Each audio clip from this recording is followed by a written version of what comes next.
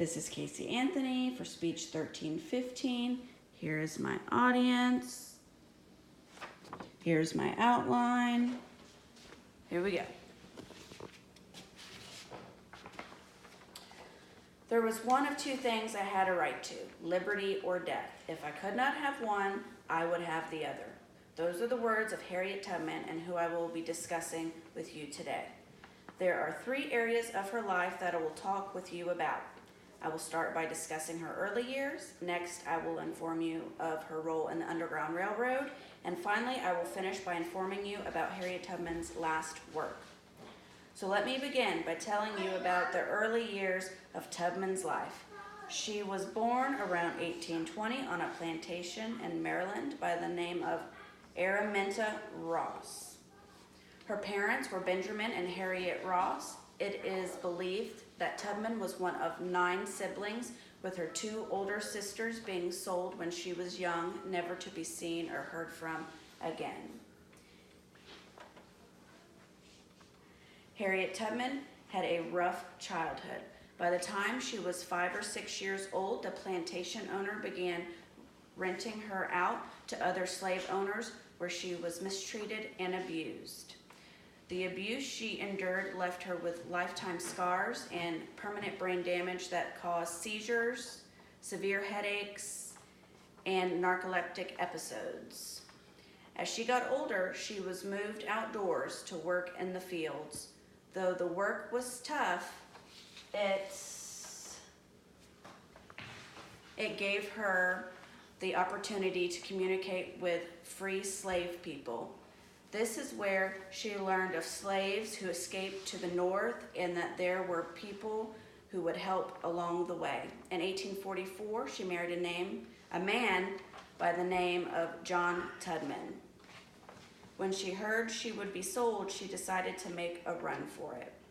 Tubman feared that she would disappear like her sister and never see her family again. So in 1849, she decided to escape and make her way to Philadelphia, which was one of the free states at the time. Her husband decided to stay behind in Maryland. The journey was about 120 miles and took her about a week. Once she made it to Philadelphia, she changed her name by taking her mother's first name, Harriet, and her husband's last name, Tubman. She wanted to blend in, so she quickly got a job at a hotel.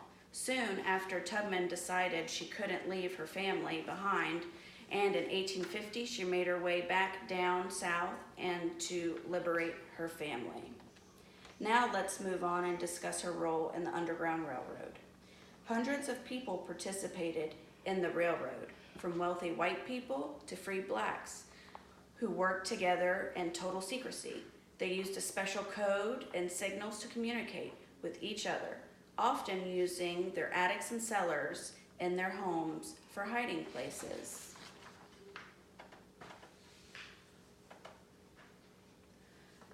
Tubman devised clever ways to make her trip successful.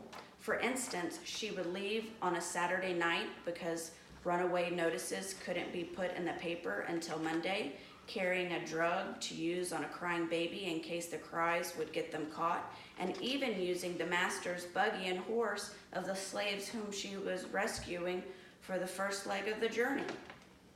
She was well known for her bravery, but known to be harsh.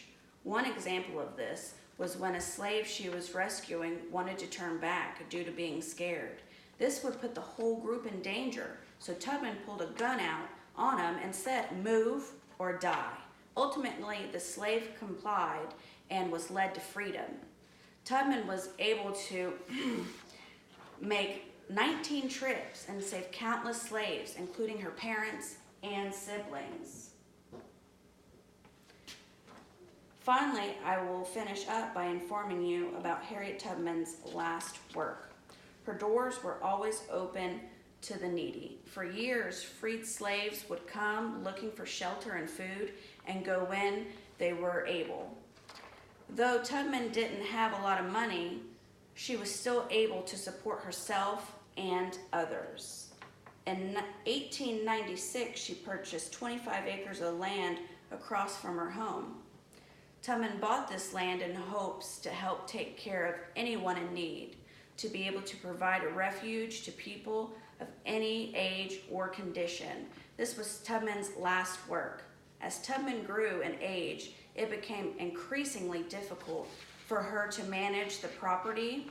In 1903, she signed over the property to her church with an agreement that it would stay a home for Black people in need. In 1908, the Harriet Tubman Home for the Aged opened. This finally made her dream become a reality.